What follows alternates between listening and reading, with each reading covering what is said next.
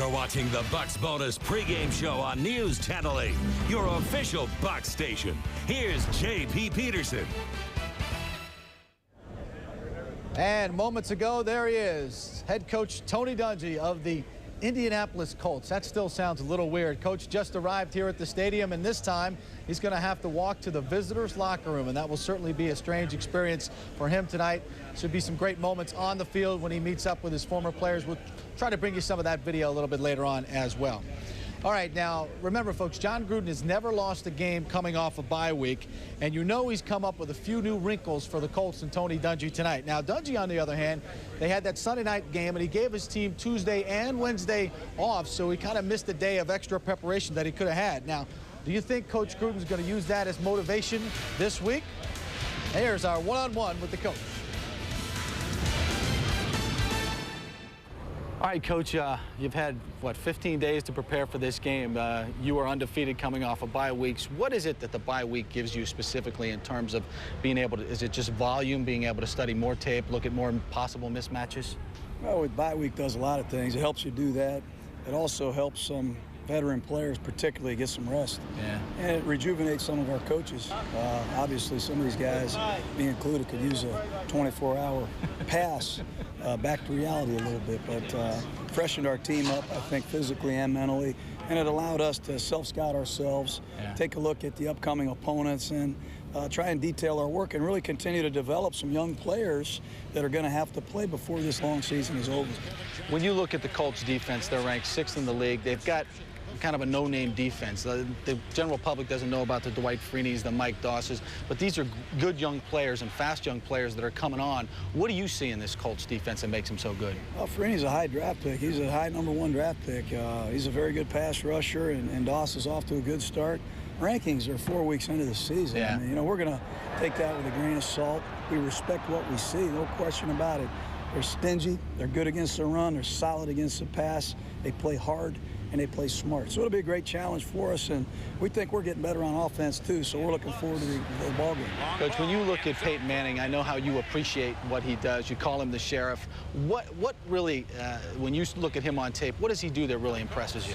Oh, he's a gamer. He's a guy who makes clutch plays, and you know, he's just on top of the details. But I talk a lot about everybody else's quarterback. I'd like to just maintain the fact that we got a great quarterback here in Tampa that as quarterback, the Super Bowl champion, he's on his ways, I think, having a great year too. Now, I said that on the air this week, that this is another week where Brad will have to go through the week hearing about the other quarterback. Do you think that gets his juices going a little bit? I assume it does. Yeah. I don't understand why every week is somebody else's guy instead of ours.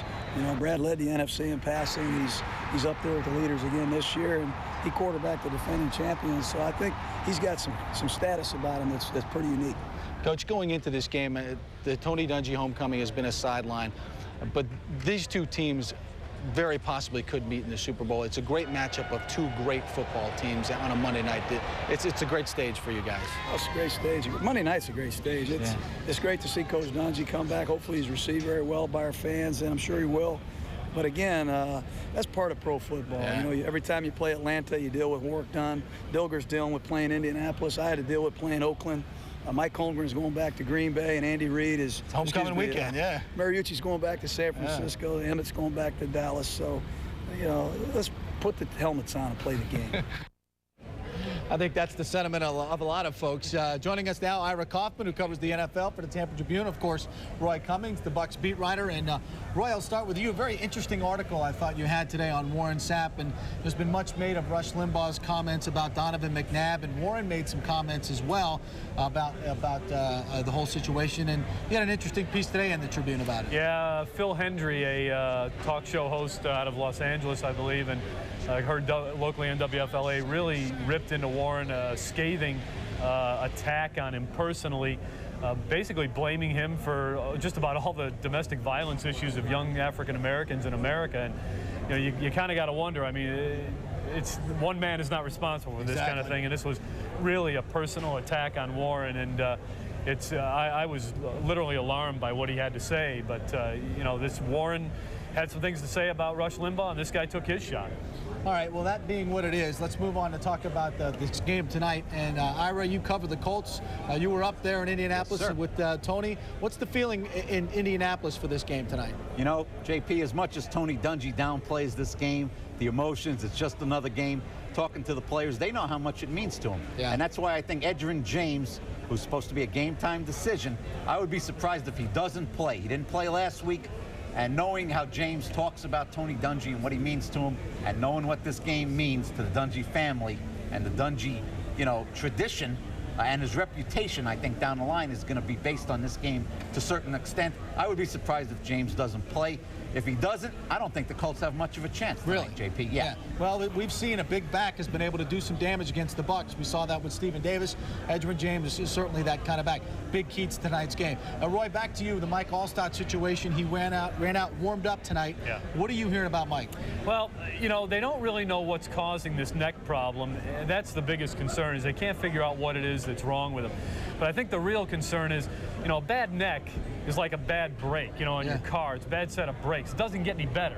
And when you've taken all that pounding that he's taken over the years, what you've got is a situation where, you know, this may not get better anytime soon, and you got to start wondering, you know, will surgery be required here? Can surgery correct the problem? You got to start wondering, you know, just how effective Mike Alstott can be if this problem continues, and there's no reason to believe, actually, that it won't. Okay. Roy, thanks so much for joining us. Ira, appreciate it. Enjoy the game tonight. All right, guys, we got much more to come now. We talked about it, but it's certainly not the focus of tonight's game. Tony Dungy is returning, and we'll look back at Tony Dungy's role in building this Bucs team that eventually won the Super Bowl.